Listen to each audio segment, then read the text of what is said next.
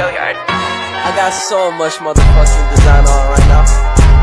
Break it down, bring it back, make it clap. I got 3 old thoughts, new guap, wear that thing. Bitches on my line, and you know they come straight. Hold up, what it not, 45, scope it cash like whoa. How you fucking with these hoes up? Assalamualaikum warahmatullahi wabarakatuh. Perkenalkan, nama saya Harina. Saya di lokal 4C3. Di sini saya akan membuat video tentang mata kuliah Psikologi Pendidikan Anak SD. Dan saya akan membahas materi tentang teori psikologi dalam belajar. Yang pertama, di sini saya akan membahas tentang teori-teori belajar psikologi behavioristik. Teori behavioristik yaitu menjelaskan bahwa belajar adalah perbuatan tingkah laku sebagai akibat dari adanya interaksi stimulus dan respon. Yang dimaksud di sini yaitu stimulus, yaitu apa saja yang diberikan gurunya kepada siswanya. Sedangkan respon yaitu berupa reaksi atau tanggapan peserta didik terhadap stimulus yang diberikan oleh guru tersebut. Dalam teori behavioristik ini dapat dipelopori oleh Thorndike, Pavlov, Watson, dan Gatchel. Mereka masing-masing telah mengadakan penelitian yang menghasilkan penemuan-penemuan yang berharga mengenai hal-hal belajar. Di sini yaitu dalam teori behavioristik terdapat beberapa kelebihan dan kekurangannya. Yang pertama yaitu kelebihannya, yaitu membiasakan guru untuk bersikap jeli dan peka terhadap situasi dan kondisi yang belajar. Seterusnya, guru tidak membiasakan memberikan ceramah sehingga murid dibiasakan belajar mandiri. Yang kedua yaitu kekurangan. Kekurangannya yaitu tidak setiap pelajaran dapat menggunakan metode ini.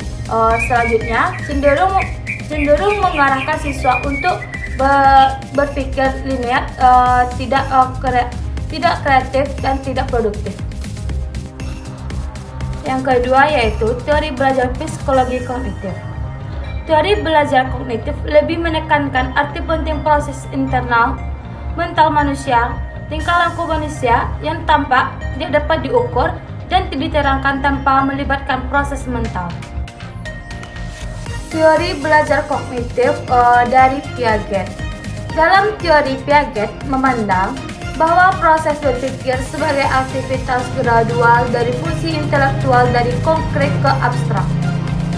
Piaget adalah seorang psikolog atau developmental karena penelitiannya mengenai tahap-tahap perkembangan pribadi serta perubahan umur yang mempengaruhi kemampuan belajar individu.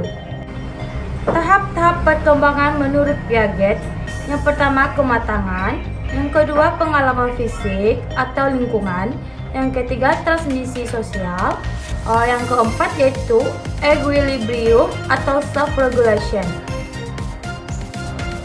Tingkat-tingkat perkembangan tersebut setiap anak berbeda-beda, yaitu yang pertama tingkat sensori motoris. Bayi lahir dengan refleksi bawaan, skema dimodifikasi dan digabungkan untuk membentuk tingkah laku yang lebih kompleks. Yang kedua, tingkat profesional. Anak mulai timbul pertumbuhan kognitifnya, tetapi masih terbatas pada hal-hal yang dapat dijumpai atau dilihat di dalam lingkungannya saja. Yang ketiga, tingkat operasional konkret. Anak telah dapat mengetahui simbol-simbol matematis, tetapi belum dapat menghadapi hal-hal yang abstrak. Yang keempat, tingkat operasi formal.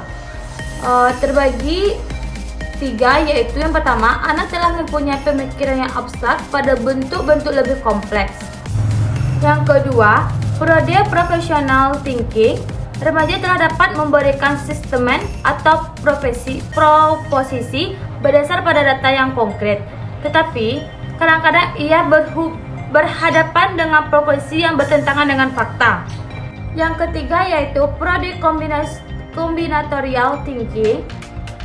Bila remaja itu mempertimbangkan tentang pemecahan problem, ia telah dapat memisahkan faktor-faktor yang menyangkut dirinya dan mengombinasi faktor-faktor itu.